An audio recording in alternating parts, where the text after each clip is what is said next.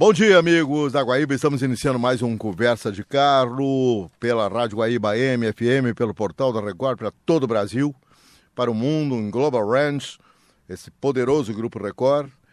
E hoje eu trago mais um convidado para vocês discutirmos um tema que é muito importante, que é o tema da poluição ambiental, por um outro viés, pela contenção da poluição ambiental, da frota automobilística, não é pelo viés da tecnologia que está implicado no assunto que nós vamos discutir.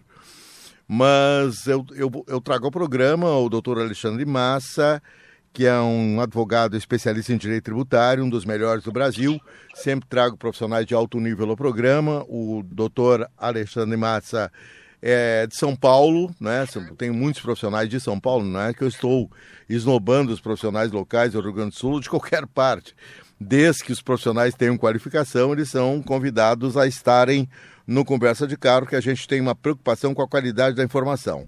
Então, como o doutor Alexandre Massa é especialista em direito tributário, nós vamos discutir aqui no programa sobre a reforma tributária que está acontecendo no Brasil e sobre uma legislação que será estadual e que diz respeito à poluição da frota circulante.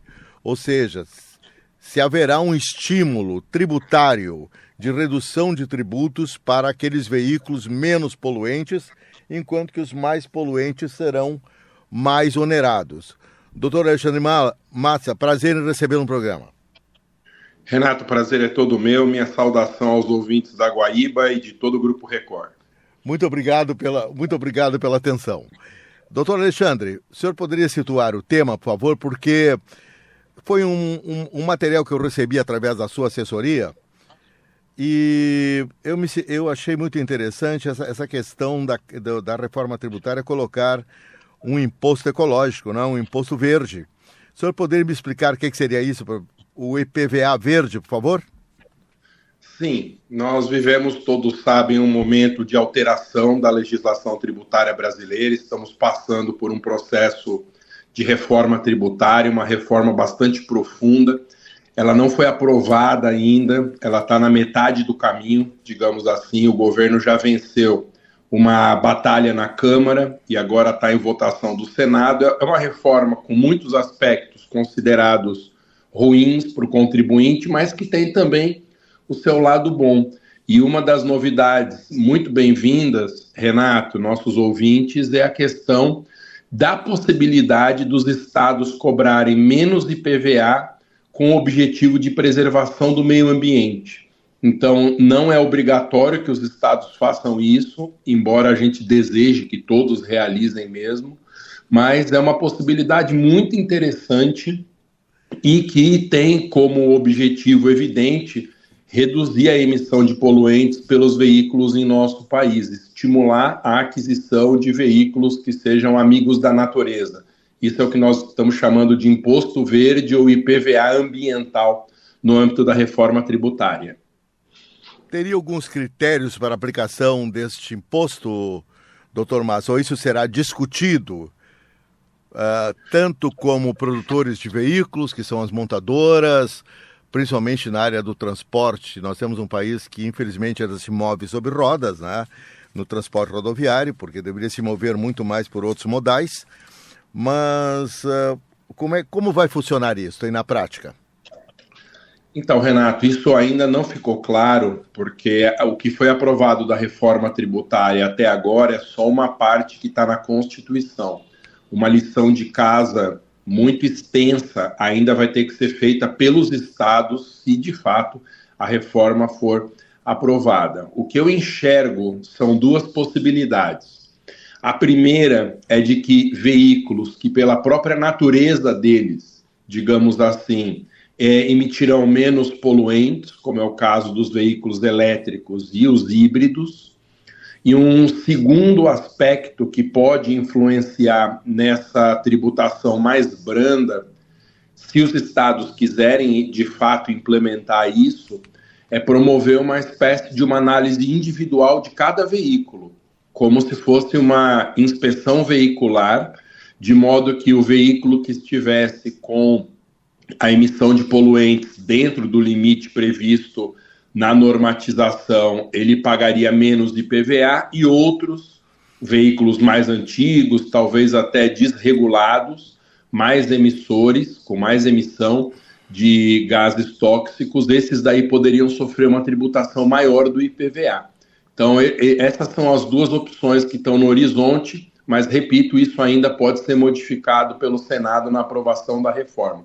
Mas é uma mudança, sem dúvida, Renato, muito bem-vinda. Sem dúvida, porque também, né, a preocupação, doutor Massa, é uma frota velha que nós temos no Brasil, né? Nós temos milhões e milhões de carros velhos e frota de caminhões nem se fala, de ônibus também. Isso aí é preocupante, doutor? Sem dúvida nenhuma. Há um ponto muito delicado dessa chamada progressividade ambiental, né, do IPVA sendo cobrado a mais se o veículo for mais poluente, que é preciso tomar um cuidado para que esse imposto não recaia de forma muito pesada pela população economicamente mais frágil, porque às vezes pode ser prevista uma tributação maior para veículos antigos, e a pessoa que não tem condição de ter um veículo novo acaba tendo que pagar um imposto que muitas vezes é impeditivo da manutenção da propriedade do veículo. Então, é claro que para transportadoras e empresas que utilizem comercialmente a frota de caminhões em especial, isso não tem tanta importância assim, mas sem dúvida que para veículos que são de titularidade de pessoas físicas, como todos nós aqui, é preciso só tomar esse cuidado para que não seja uma medida elitista e que elimine a possibilidade das populações mais carentes terem veículos antigos.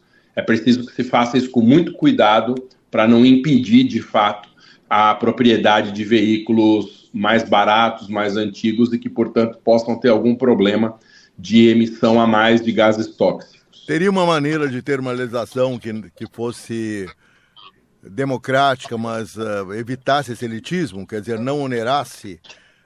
O senhor falou uma coisa impressionante, é só ir para as periferias do Brasil, aí desse Brasilzão, a frota velha é inacreditável a condição dos veículos, inclusive. Realmente as pessoas não têm condição de nada, né? Mas tem um veículo. O cara amarra tudo com arame e continua. O senhor acha também que deveria, já foi tentado pelo governo, a questão de renovação de frota, que foi completamente, aquilo foi falho, né? Um projeto que parece que foi feito para aliviar os estoques das montadoras. Não resolveu a vida de ninguém, muito menos aqueles que têm carros velhos. O senhor não acharia melhor, em vez de discutir uma política ambiental, pensar numa política de renovação de frota? Sem dúvida. A gente, muitas vezes, e o alcance do Grupo Record é um alcance enorme no país, em todo canto a gente encontra dos nossos ouvintes, mas uma coisa é a realidade das grandes cidades, em que a vida útil, digamos, de um veículo é de apenas algumas décadas, mas esses carros, eles não desaparecem do mundo.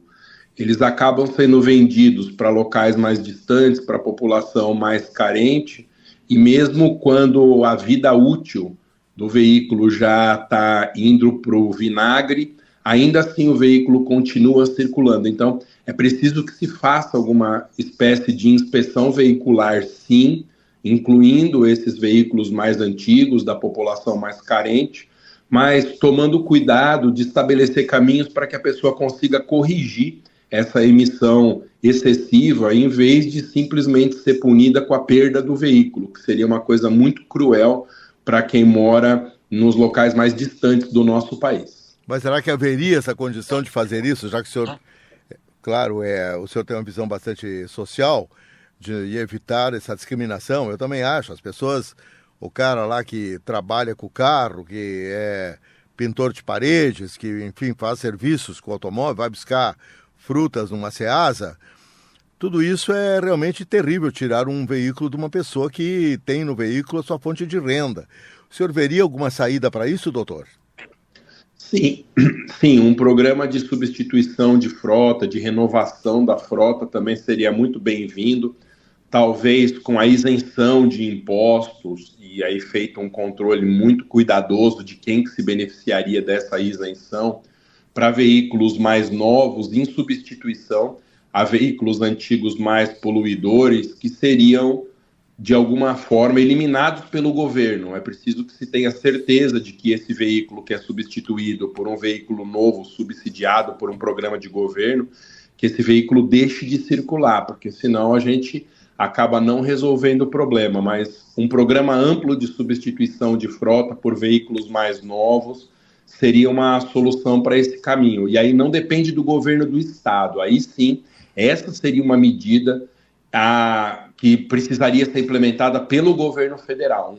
Um longo processo e cuidadoso de troca dos veículos antigos e poluentes por veículos mais novos, que não precisam ser necessariamente 0 quilômetro, mas veículos que estejam numa condição mecânica e que eliminem menos gases tóxicos no meio ambiente. Daria para fazer assim, mas em âmbito do governo federal. Teria grana do governo para isso, doutor? Porque o governo federal colocou, eu não estou partidarizando nem politizando o programa. Eu já tenho a minha ideologia bem fixada, bem tranquila, então sem problemas. Mas aquele espasmo de vendas que ajudou as montadoras a se livrarem de seus estoques realmente não atingiu quem deveria ter atingido, que seria uma classe média baixa. Nós tivemos lá os carros tendo isenção tributária, carros mais sofisticados que acabaram na mão até de uma elite econômica. O senhor achou aquilo uma perda de tempo, doutor? A medida acabou não produzindo o resultado esperado, que é sempre um risco que esses programas correm.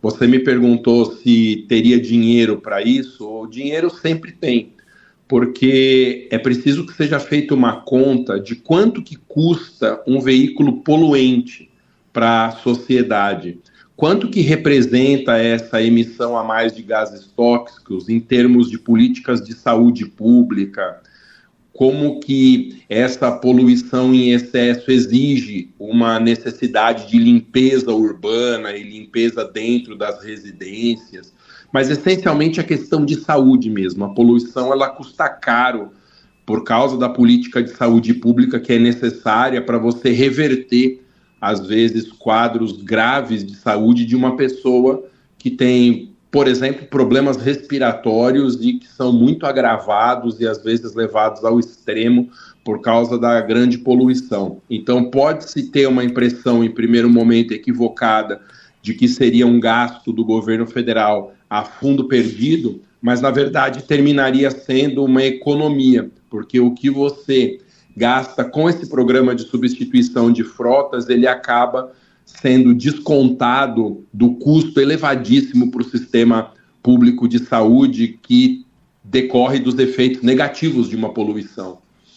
A poluição hoje é um ônus muito grande para o governo, para as pessoas, para o sistema público de saúde, para o SUS.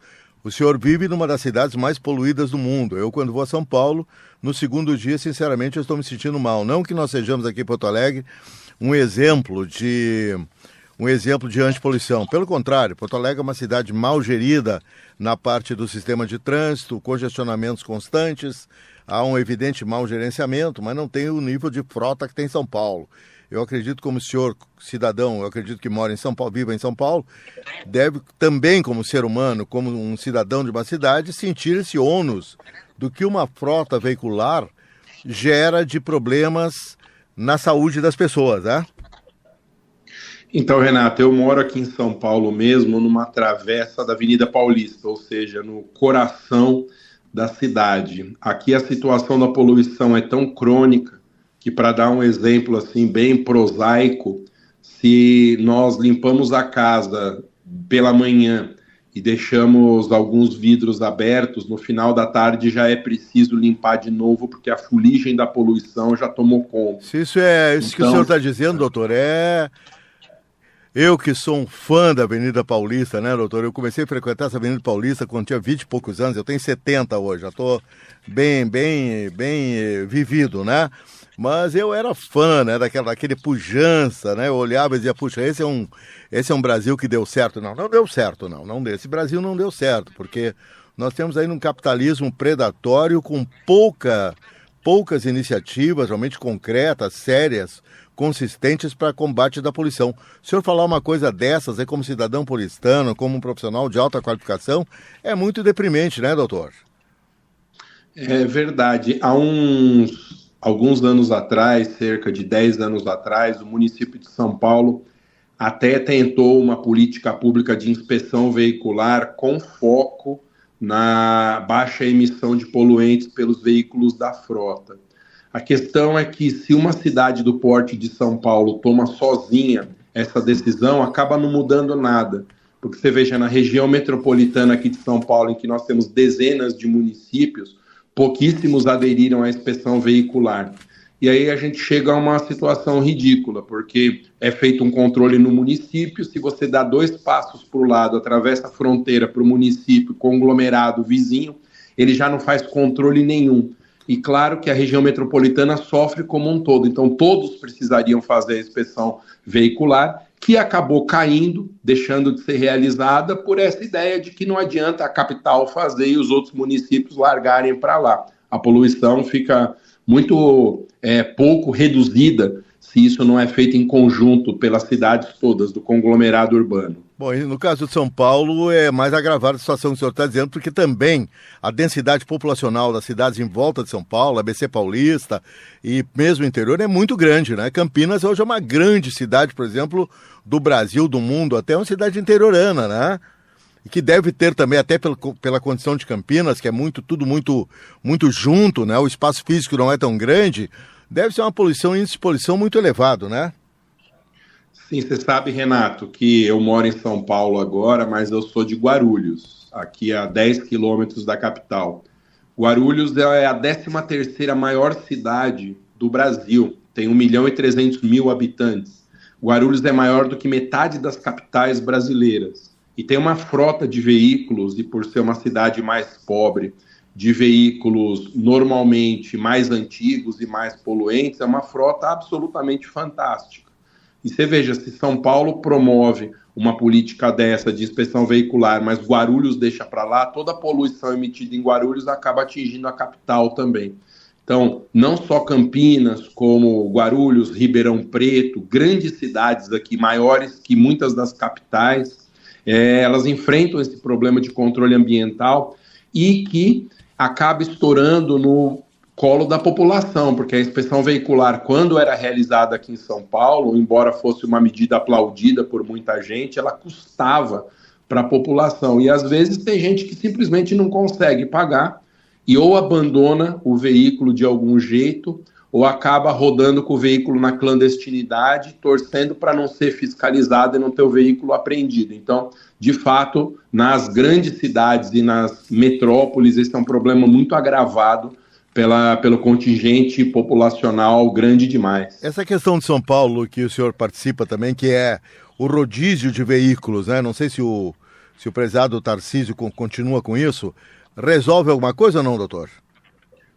A gente tem esse programa já há décadas aqui em São Paulo e continua acontecendo, é um programa mais da prefeitura do que do governo do estado, e nós, paulistanos, nós nos acostumamos com o rodízio.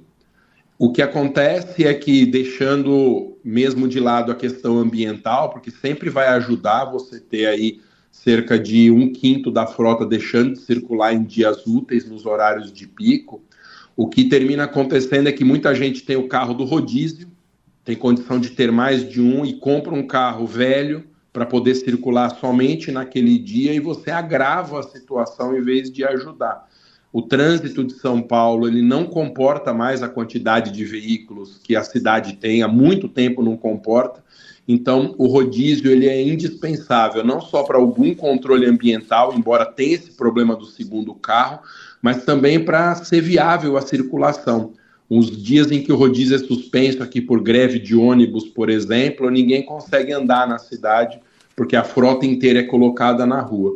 É um problema de difícil solução, Renato, mas que passa também por políticas públicas de transporte coletivo.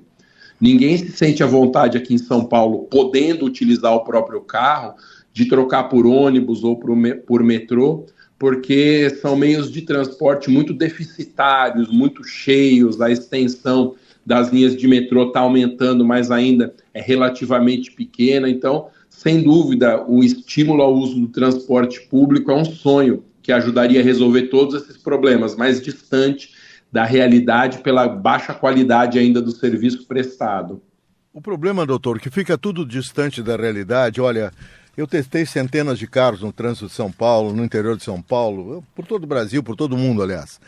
Eu estou no automóvel desde 1986, no jornalismo desde 76, e comecei nessa área do automobilismo em 86. Então, uma das minhas atividades sempre foi testar carros a convite de montadoras, seja em pistas de testes, em autódromos, no Brasil, fora do Brasil. Aí eu tive contato com muitos sistemas de trânsito diferenciados. Agora, realmente eu digo para o senhor, se é uma coisa que me pressiona, me tensiona, é quando eu atravesso essa cidade de São Paulo. Não cabe mais nada. O São Paulo está na beira de um colapso, né? De um colapso de mobilidade. Sim, e isso é verdade. E as medidas que são tomadas, elas têm um impacto muito pequeno sobre a circulação de veículos aqui. Uma das soluções tentadas alguns anos atrás foi a utilização, o incentivo à utilização de bicicletas, de patinetes elétricos. Mas não adianta, Renato, isso é uma questão cultural. O brasileiro gosta de carro, o brasileiro prefere carro, gosta do conforto, não se sente bem no uso de transporte coletivo por causa da baixa qualidade que o transporte tem. Nós somos viciados em automóveis, Renato, você pode falar isso melhor do que eu. Então precisaria haver uma mudança de cultura que não ia ser para essa geração. É algo que precisaria de 2, talvez 3 gerações sendo trabalhadas com essa ideia de que o veículo, o carro particular, nem sempre é a melhor solução de transporte, mas é uma coisa que está no nosso DNA, Renato, você sabe melhor que eu. Exato, mas tem um detalhe, né, doutor? Vou então voltar à questão tributária. Eu recordo que eu li alguma coisa sobre isso, que o carro elétrico estava sendo colocado no chamado imposto da maldade, né, que teria uma corrente no Congresso Nacional de repente, tributar o carro elétrico, determinados modais. Um verdadeiro assinte, uma coisa absurda. Afinal, eu não sei como o senhor encara o carro elétrico, mas ao menos é uma chance de haver um menor nível de poluição, não é? Aliás, o carro elétrico, aí na cidade de São Paulo, eu vi que está, aqui em Porto Alegre também, a aceitação é muito grande. Parece que as pessoas sentem, o inconsciente coletivo grita, né? Olha, não dá mais, é poluição demais. Então, as pessoas querem também se ver livre disso e vem no carro elétrico uma saída. O senhor vê isso também? O senhor acha que o carro elétrico deveria entrar? O carro elétrico, aliás, aqui no Brasil estava com tributação zero, se não me engano, né? Aí eu queria que o senhor situasse, então, nesse contexto agora do imposto ecológico, o carro elétrico. Então, o carro elétrico e o híbrido, sem dúvida, são uma parte grande da solução para o problema ambiental que a gente enfrenta, não só no nosso país, como no mundo. A minha experiência é a melhor possível. Aqui em casa, minha esposa tem um híbrido, que não é plug-in, né? É um veículo que ele se autoabastece do elétrico, digamos assim. É uma maravilha, inclusive porque aqui na cidade pode, de São por favor, Paulo... doutor Márcio, o senhor pode transformar a sua esposa agora em publicidade... O gaúcho quer saber. Não, agora fiquei curioso, me desculpe. Como especialista em automóvel, qual é o carro híbrido que ela tem? Ela tem um Corolla Cross. Mas Corolla... E eu não ganho nada da Toyota não, viu, Renato? Tá. Mas é uma maravilha, inclusive porque o município de São Paulo isenta de rodízio. Então, para levar nossas filhas na escola, de segunda a sexta, a gente utiliza esse carro sem risco de ser multado. Só vejo vantagens, eu não consigo enxergar por qual razão que não é criado um grande incentivo maior do que já existe. O Corolla Cross é um híbrido normal, né? Ele é um híbrido que o próprio sistema regenerativo do carro acaba carregando a bateria. Ele não é um plug-in que tem uma bateria maior que é carregado externamente, né? Isso, e aqui no meu prédio, por exemplo, para pegar um caso meu aqui de São Paulo, nós teríamos até um problema com a compra de veículos plug-in, porque o prédio não foi dimensionado na capacidade elétrica para ter sistema de abastecimento de veículos elétricos. Então, aqui no meu prédio é um problema o híbrido plug-in e o elétrico plug-in. Mas esse da Toyota, não. Eu nem acreditei que ele ia funcionar. Quando eu ia comprar esse carro, quando me ofereceram a hipótese do híbrido, eu falei, não, eu não tenho onde carregar. Era essa a minha ignorância. O dono da loja precisou me ligar para explicar que não precisa colocar na tomada, que o motor a combustão acaba reabastecendo a bateria elétrica. É uma tecnologia impressionante. E eu tenho certeza absoluta, Renato, que é só uma questão de tempo para que esse sistema se aperfeiçoe e que a bateria se auto-regenere de alguma forma, ou utilizando o motor a combustão. É uma tecnologia que precisaria ser muito estimulada, porque além de ser amiga do meio ambiente, ela barateia demais o uso de combustível. Mas esse carro que o senhor está citando, Corolla Cross, eu trouxe o senhor um pouco para o automóvel, porque também está tudo dentro do que nós estamos falando. O automóvel que está no centro agora dessa política tributária que vai beneficiar os carros menos poluentes, a Toyota já tem pronto esse Corolla Cross que a sua esposa tem. Ele é um carro flex, né? Ele funciona, se não me engano, ou o motor é só gasolina? O nosso é só gasolina. Sim, é exatamente porque esse motor, inclusive, ele é mais importado do que feito no Brasil. Mas a Toyota tem pronto já o motor elétrico, o motor que vai funcionar, o motor elétrico. A Toyota foi a pioneira no híbrido em 1997, lançando o Prius, e depois agora ela já está com os motores para funcionar com o sistema elétrico a etanol. E aí nós teremos ainda um índice mais otimizado de controle de poluição ambiental, né?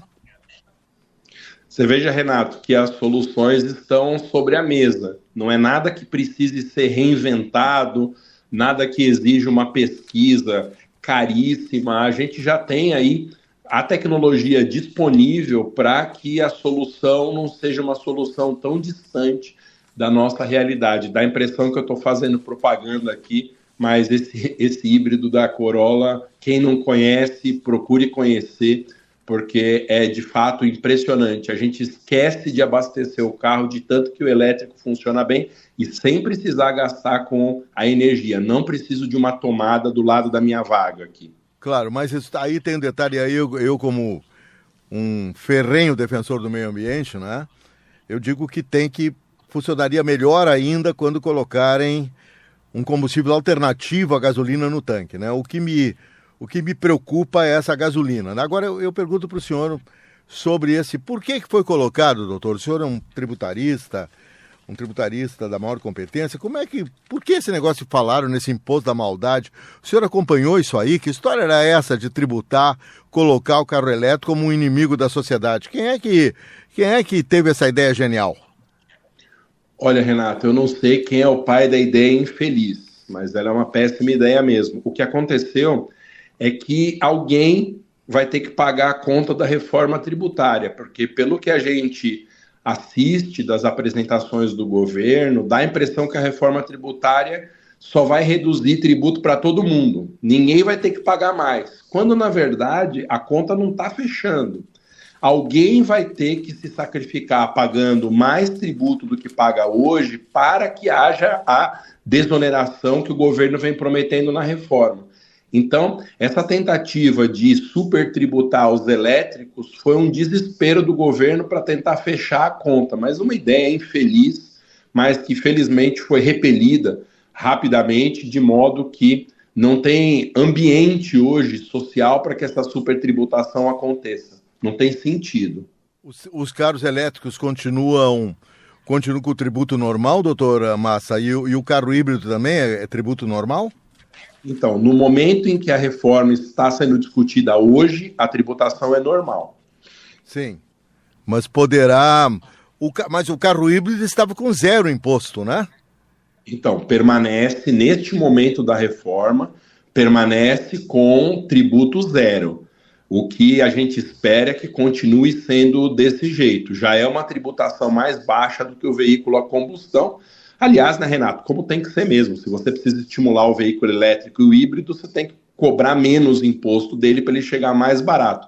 Ainda sobre o Corolla Cross, Renato, um detalhe importante. Ele ainda é muito mais caro que o veículo a combustão. Então, a gente teve que fazer um investimento a mais aqui em casa, apostando no retorno financeiro mesmo e também, por que não, a vantagem de um veículo que polua menos, né? Todos nós estamos preocupados com essa causa ambiental, que talvez seja uma das mais urgentes do momento. Então, precisaria, além de baixar o tributo, como acontece hoje, de alguma forma essa tecnologia se tornar mais acessível. O senhor falou uma coisa agora que pode haver uma reação da sociedade, e às vezes são os setores reacionários da sociedade que mais reclamam de tudo, né? Vai colocar, por exemplo, um tributo sobre fortunas, alguém reclama porque o bilionário foi mais tributado que o pobre miserável. Essa questão de tributo, o senhor disse que, por que esse conceito que alguns pagarão mais, outros pagarão menos? Como é que está se efetuando esta reforma tributária? Pois é, em linhas gerais, a ideia da reforma tributária seria uma ideia muito justa de você cobrar proporcionalmente mais tributo das pessoas economicamente mais fortes. O que faz sentido, rico tem que pagar mais tributo do que o pobre. Isso é uma coisa evidente, que é um pressuposto de funcionamento de qualquer sociedade desigual como é a nossa. O que acontece é que doutor, é difícil... Doutor Massa, eu tive que... Houve um problema com o microfone aqui. Qual é o pressuposto, doutor, de uma sociedade mais equalizada, mais equânime? Que o rico pague mais imposto do que o pobre. Isso precisa ser feito, isso está na Constituição, é um dever que o governo tem que aplicar, não é só uma opção, ele tem que fazer essa tributação maior dos mais ricos, mas é muito difícil, Renato, porque os ricos têm acesso aos melhores advogados, eles sabem os caminhos para pagar menos, então há muitos estudos nesse sentido de quanto mais você aumenta a carga tributária sobre os ricos, mais são criados mecanismos de fuga de capital, são também aumentados os processos de sonegação. Então, é muito difícil você conseguir tributar essa faixa economicamente mais alta da população, mas tem que fazer. Isso é uma ordem que a Constituição dá, nós temos que enfrentar essa discussão, mas, infelizmente, Renato, a razão do imposto de grandes fortunas não ter sido aprovado até hoje é que boa parte dos nossos parlamentares federais seriam potenciais contribuintes do grandes fortunas, e aí eles não vão querer dar um tiro no pé, né? Infelizmente, essa é a realidade. No caso aqui do Brasil, por exemplo, o senhor falou de uma frota, temos uma frota muito grande, né? Tudo é transportado por rodas, esse é um ônus para o país. Os caminhões, por exemplo, essa frota, eles pagam mais imposto ou o imposto é insuficiente? Não, por enquanto, não importa o tipo de veículo, normalmente o IPVA é pago igual por todo mundo, seja ele um veículo de passeio, como o meu, o seu, Renato, do nosso ouvinte, seja um veículo utilizado por empresas transportadoras. A base geral no Brasil é uma alíquota de 4%. Justamente o que a reforma tributária quer mudar, que haja uma tributação diferente em função do tipo do carro, porque nem precisaria de reforma tributária, isso já está na Constituição, do tipo do veículo, né? Veículos de frota precisariam pagar um IPVA diferente dos veículos de passeio, tanto pela questão da maior poluição, como pelo fato de muitas empresas de grande porte terem condição de fazer esse pagamento a mais, mas é mais uma daquelas discussões difíceis de a gente encontrar no Congresso Nacional, porque mexe com muitos interesses, enfrenta muitos lobbies, mas é preciso sim que o IPVA tenha alíquotas diferentes em função do tipo de uso do carro. E uma novidade também, Renato, que serve até como uma espécie de uma curiosidade, agora barcos e aeronaves vão pagar IPVA com a reforma também, o que é muito curioso, né? Uma grande novidade. Mas é impressionante a poluição ambiental gerada também pela questão... Aliás, isso é uma questão global, né, doutor? Porque esses grandes navios de cruzeiro que se proliferam, por incrível que pareça, são movidos a diesel, né? O senhor imagina milhões de litros de diesel sendo queimados a cada dessas viagens de lazer para o cara tomar banho de piscina no meio do oceano, que ele podia tomar banho de piscina em casa, no clube, que dava no mesmo. Agora é uma poluição bárbara. Eu não sei como é. Esses veículos, por exemplo, aqui no Brasil, navios, ou barcos navios de qualquer porte, pagam maior imposto para circularem ou não? Não. Não importa hoje se é um barco de pequeno porte, ou um super transatlântico, se é um jatinho ou um avião de cruzeiro, né, das grandes companhias de transporte civil, a tributação sobre barcos e aeronaves no Brasil ela é ridiculamente baixa, ridiculamente. Então, o que a reforma tributária quer implementar é que os proprietários, que normalmente quem tem um barco, quem tem um avião, são pessoas que revelam uma capacidade econômica melhor, são pessoas que tendem a ser mais ricas, que esse pessoal também pague o IPVA na base aí dos 4%, que é a média nacional. É muito justo que eles paguem. Claro que tem que tomar cuidado para não tributar quem vive de pequenas embarcações de pesca, mas a reforma está atenta a isso, fazendo com que não haja o dever de pagamento ou aquele pequeno pescador que vive do produto da pesca, que tem o seu barquinho. Não é esse o objetivo. O objetivo é tributar os proprietários das grandes embarcações, porque além de muito poluentes, são caríssimas e que merecem mesmo uma tributação mais alta. Quer dizer que hoje o cantor sertanejo pega o seu jatinho, cobra uma fortuna da prefeitura miserável e vai pagar na viagem que ele fez com o seu jatinho R$200 de imposto. Vai ser... é menos que isso até, Renato. Acredite. É ridículo, né, doutor? Ridículo, né, o que o senhor está dizendo, né? Tem alguma coisa muito errada, né, Renato? Isso é um absurdo, é aviltante isso, né? Aviltante. O cara se desloca num transporte privado, caríssimo, sem necessidade, né? Um luxo, é algo chocante. Agora eu queria perguntar para o senhor, nós estamos nos aproximando do final, fale um pouquinho, por favor, como é que está essa reforma tributária, o que é que o senhor, como um tributarista extremamente capaz, acha que pode ser uma reforma que não prejudique o brasileiro, que ao contrário estimule a economia brasileira, mas seja algo mais, eu falo assim, mais equalizado, né? Levando todos esses fatores que o senhor falou em conta, né? Da questão das classes sociais, de quem pode pagar mais, quem não pode pagar. Afinal, tudo se equaliza aqui no Brasil. Os produtos que chegam ao consumidor têm um imposto único, né? Alto, elevado. E tem, ao mesmo tempo, nós lidamos com supermercados por uma determinada classe, como lidamos para toda uma periferia que tem os seus mercadinhos, que tem os seus produtos de segunda, terceira classe e que também pagam impostos elevados. Como é que fica? Qual é a sua... Desculpe, estou sendo meio genérico, porque como não é minha área, realmente fica difícil. Mas qual é a sua visão como tributarista de uma reforma tributária que facilitaria a vida dos brasileiros, estimularia também a economia brasileira e não seria algo injusto como é hoje em dia? Olha, Renato, ninguém gosta de pagar imposto. Seja o pobre, seja o rico, é ruim para todo mundo. Mas não deve existir uma única pessoa no nosso país que discorde da necessidade de simplificar a legislação tributária brasileira.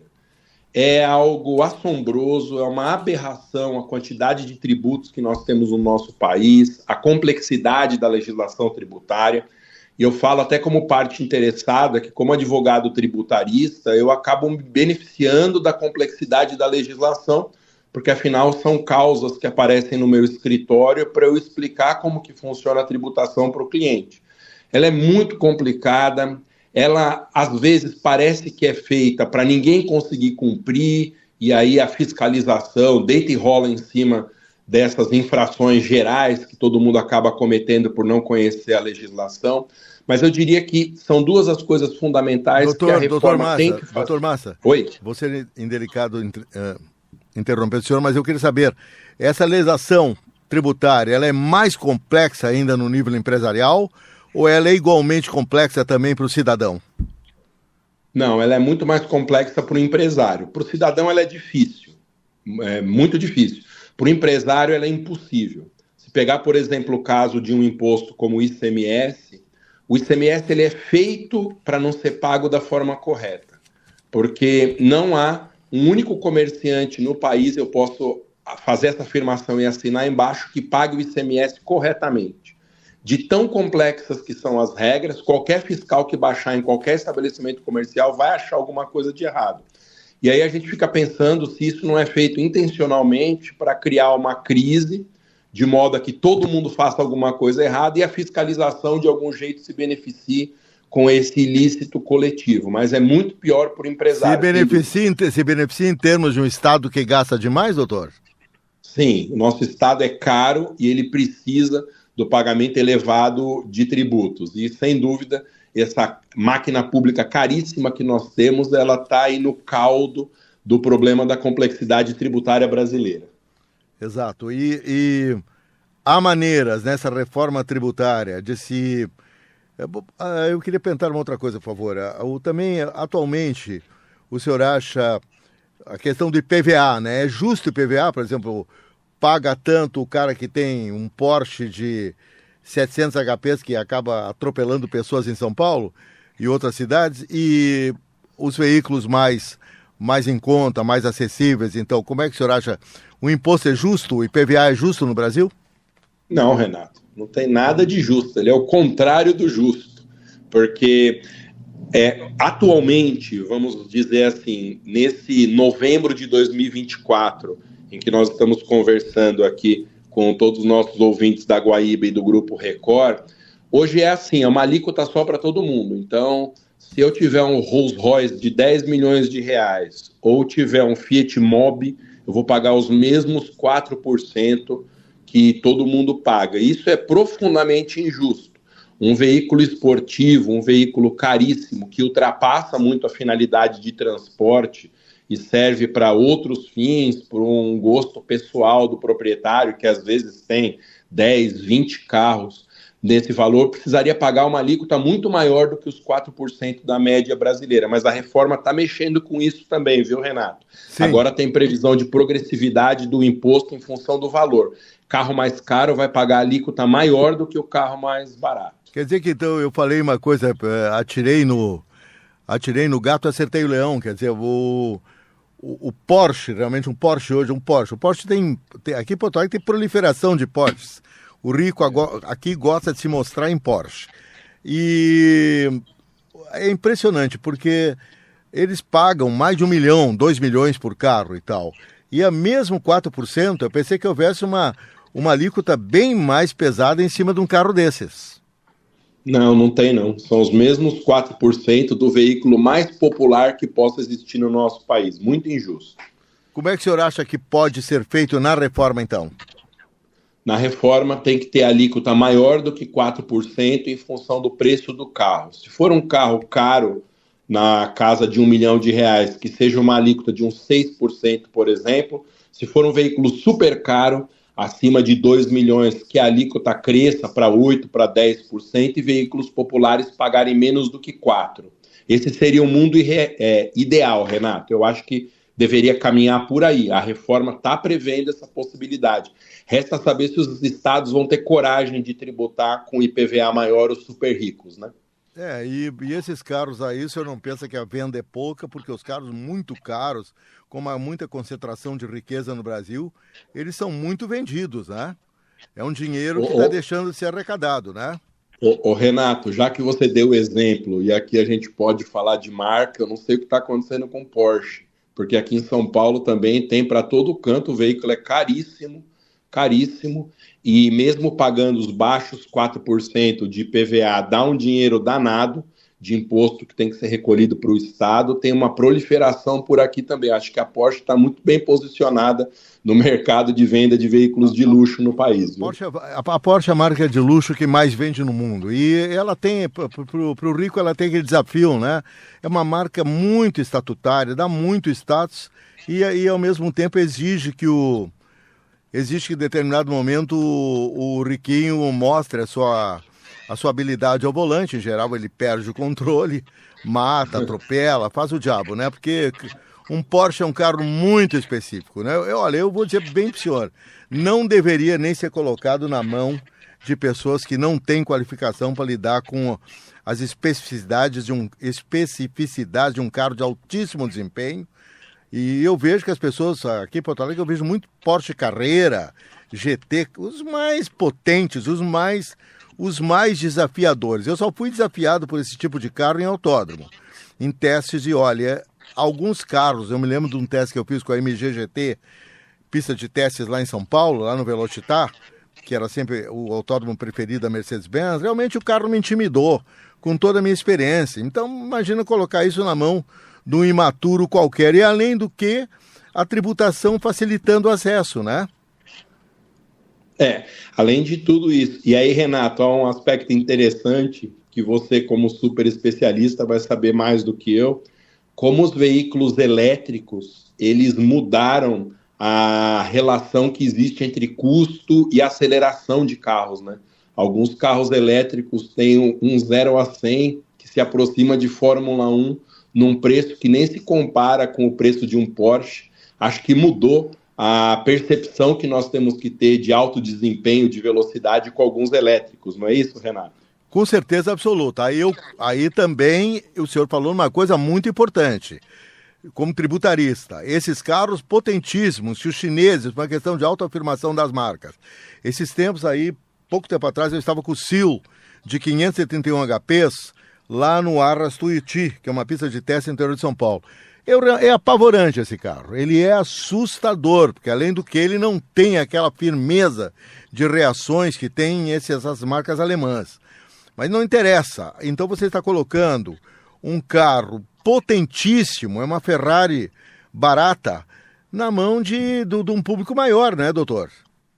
E todo carro que acelera tem que frear também, Renato, então não é só uma questão de motor, tem que ter toda uma tecnologia em volta para que ele seja minimamente seguro, embora você tenha toda a razão que é uma temeridade deixar carros com desempenho de Fórmula 1 na mão da população, e aí ficamos todos nós indefesos no trânsito diante de armas letais, porque alguns desses veículos são armas letais mesmo, que exigiriam uma capacidade, uma competência na condução que a própria forma como a carteira de motorista é dada no nosso país não permite aferir, né? Então são veículos de fato perigosos. Né? Doutor, por favor, né? O senhor é advogado, né?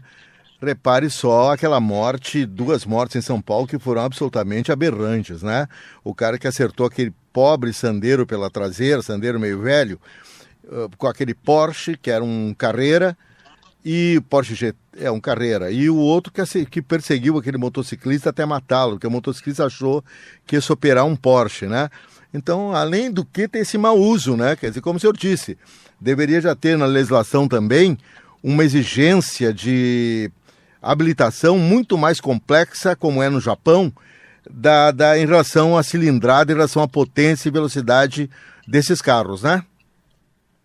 Com certeza. Eu imagino que eu, por exemplo, Alexandre Mas, um condutor comum de veículos, eu não seria contratado pela Ferrari para pilotar um Fórmula 1, porque eu não tenho condição técnica de realizar essa condução. No entanto, se eu tivesse muito mais dinheiro do que eu tenho, comprando um desses chineses de alto desempenho, eu circularia com um Fórmula 1 na minha mão, sem nenhuma capacidade de condução e colocando em risco a vida de todo mundo. Alguma coisa precisava ser feita nesse sentido também, Renato, de se exigir mais tecnicamente de um motorista que tem na mão um veículo de desempenho esportivo como esses. Né? Muito mais, aliás, o senhor falou com toda a certeza. Uma coisa a sua esposa está dirigindo, acredito que as mulheres são tremendamente muito mais cuidadosas que os homens, não tem a questão da testosterona, da adrenalina, das imagens de poder associadas à masculinidade, que é uma masculinidade tóxica que se fala, né? E realmente é uma coisa dirigir um Corolla Cross, que paga o mesmo imposto de um Porsche, como o senhor está dizendo aí, né? Um Corolla Cross que é um carro... E aí, outro detalhe positivo sobre o carro elétrico, ou mesmo híbrido, que o elétrico, ele não estou falando de carro de altíssima potência, que é uma distorção da indústria automobilística chinesa de querer se igualar às marcas tradicionais, potentes do Ocidente, principalmente os alemães. Eles precisam provar que são mais velozes. O senhor falou uma coisa que agora, semana passada, retrasada, o senhor imagina só, um fabricante de celulares, a Xiaomi, lançou, depois de 3 anos apenas, lançou o Xiaomi SU, que agora, 2 semanas atrás, disputou com Porsche Taycan, disputou lá no Autódromo Nürburgring qual era o mais veloz. E esse Xiaomi fez um tempo de volta de 20 quilômetros lá, da pista de 20 quilômetros de Nürburgring, um tempo absurdamente baixo, uma média acima de 300 km/h, claro, pilotado por um tremendo profissional, mas é um exemplo dos chineses querendo essa ânsia de democratizar até a alta velocidade, né? Que é um perigo isso aí também, é uma atitude equivocada. Então, o que o senhor acha disso? O aspecto que mais me preocupa, Renato, é que esses carros estão se aproximando de um preço muito acessível. Então, fazendo um exercício de futurologia aqui, eu imagino que daqui a 10 anos, qual velocidade que os veículos chineses vão conseguir alcançar, qual aceleração, por preços que hoje são de veículos comuns. Então, o futuro é preocupante nesse aspecto, né, da utilização de supercarros no ambiente urbano, e é preciso também que haja uma fiscalização maior das regras de trânsito para coibir o uso desses veículos numa velocidade incompatível com a das nossas ruas. Aqui em São Paulo, por exemplo, não existe mais fiscalização de trânsito.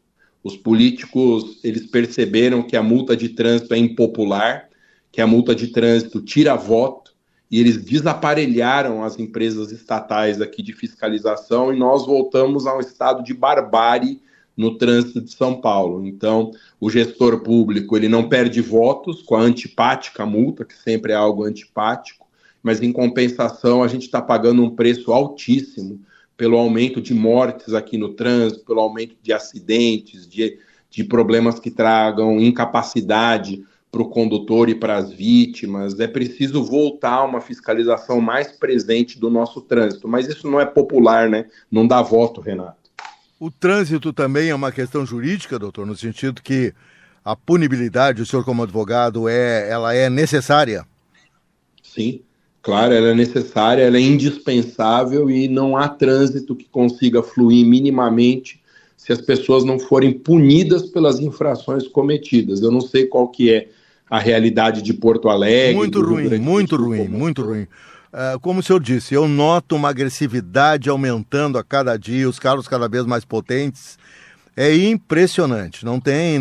Mesmo os caras que compram esses carros potentes aí, esses Porsches, eu vejo os caras fazendo rachas em avenidas de Porto Alegre. O cara um dia eu estava vendo um racha numa avenida de Porto Alegre, de um bairro mais elitizado, eu vi Maserati contra Porsche, numa cidade terceiro-mundista, e caras ricos. Quer dizer, falta cultura, né, doutor? Falta, e eu tenho um exemplo aqui de São Paulo, Renato, que é o que mais chama a minha atenção, para uma infração específica, que é estacionar e parar em locais proibidos. O transporte privado de passageiros aqui, empresas como Uber, eles estão reescrevendo o código de trânsito. Então, hoje, quando um carro de Uber é chamado pelo passageiro, ele para em qualquer lugar, no meio da rua, esperando o passageiro dele, num egoísmo incrível, entrar dentro do carro, segurando a passagem de outras dezenas e dezenas. Essas empresas privadas de transporte estão reescrevendo para o mal as regras de trânsito aqui em São Paulo. Eu acredito que seja nos outros locais também. Uma multinacional norte-americana, Uber, que ganha bilhões no mundo, explorando principalmente os mercados terceiro-mundistas, reescreve o trânsito, que a situação que o senhor fala é a mesma aqui no Brasil, né? E agora nós estamos sofrendo também, não sei se São Paulo já está, que não é nada regulamentado a invasão dos patinetes elétricos nas calçadas, que foram proibidos na cidade de Paris, porque 2 pessoas foram atropeladas e mortas em 2023. A prefeita socialista e ecologista Anne Hidalgo, ela simplesmente proibiu, ela colocou um plebiscito popular, proibir o trottinete, que é o patinete elétrico. Aqui eu já quase fui atropelado em calçada, eles têm preferência por pessoas de mais idade, uma total desconsideração a seres humanos, e tem grandes empresas multinacionais que exploram esses patinetes, estão ganhando milhões, né? Então está todo mundo reescrevendo o trânsito, né? Renato, fora as bicicletas elétricas, que circulam numa velocidade também muito mais alta, como se fossem motos mesmo, não tem emplacamento, não tem nenhuma fiscalização, são veículos arriscadíssimos e que podem chegar numa velocidade de uma moto convencional, sem nenhum tipo de controle de regra de trânsito, não tem placa, não pode ser multado, é um problema gravíssimo também das bicicletas elétricas. Aqui em São Paulo, essas bicicletas elétricas trafegam mais nas ciclovias, doutor? Não, elas trafegam na rua. Na rua? Na rua mesmo. Mas, bom, vamos encerrar então, eu só pergunto para o senhor. O senhor está otimista? Voltamos àquele ponto inicial. Desculpe eu ter levado o senhor mais para a área do automóvel, mas tudo está... Justamente o tema também é automóvel, né? O imposto ele incide muito mais sobre a frota maior do Brasil, que é a frota de veículos de passeio.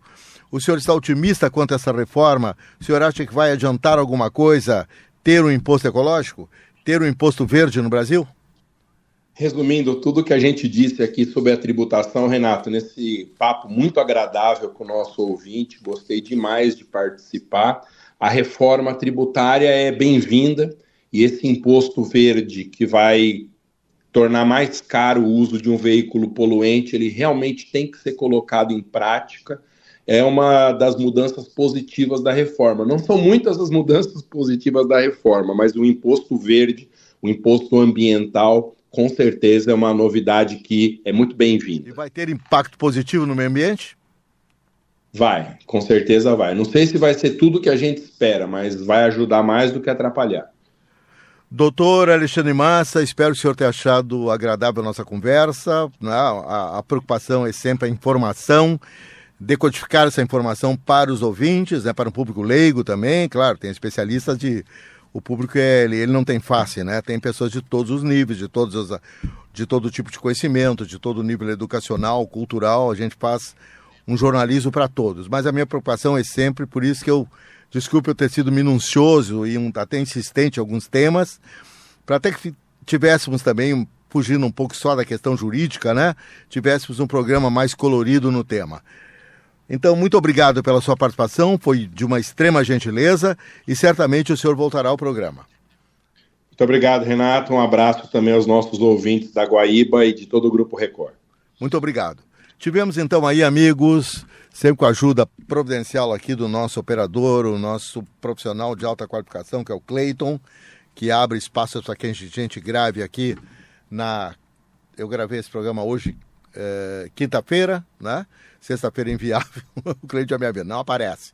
O Cleiton não me aparece sexta, mas sexta eu não gravo mesmo. Mas eu tenho também, vocês entendam que eu tenho que colocar também, quando tem profissionais de alto nível, eu procuro colocá-los diante de vocês. Porque é uma forma de todos nós aprendermos um pouco, como eu aprendi agora determinadas coisas que eu nem sabia sobre tributação com o doutor Alexandre Massa. Nós temos um novo encontro com o público qualificado desta Guaíba, dessa grande Guaíba, desse grande Grupo Record, no próximo sábado às 10 horas da manhã e durante a semana temos aí os 4 blocos, não é? Sempre no capricho, sempre com informações em primeiríssima mão sobre o mundo do automóvel, sociedade, tecnologia, meio ambiente, no Conversa de Carro em 4 blocos diários. Até a semana, no início de semana já nos blocos de carros e motos, de Conversa de Carro e depois o nosso programa tradicional no próximo sábado. Até lá.